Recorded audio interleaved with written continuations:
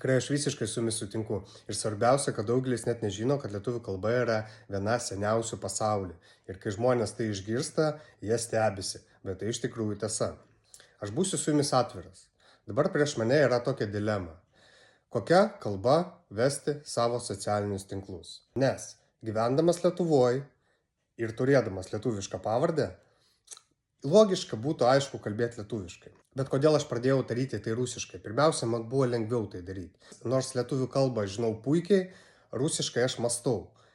Ir ta kalba liejasi iš manęs. Ir kartais, kai tau reikia įrašyti kažkokį greitą video, kažką padaryti, paprasčiausiai lengviau tai daryti rusų kalba.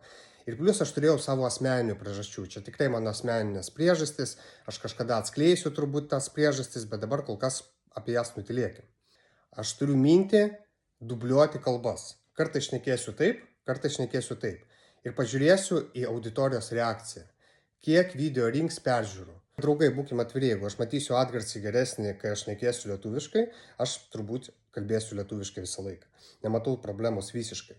Bet auditorija yra dabar dalis rusakalbių, tai norėtųsi ir jiem teikti tą informaciją, kad jie matytų tą mūsų šalies grožį, Klaipėdos grožį. Tai va, žiūrėsim, kaip bus. Dabar bandysiu tai daryti ir pažiūrėsim, kaip seksis. Parašykit savo nuomonę komentaruose, man labai įdomu išgirsti, ką jūs galvojat.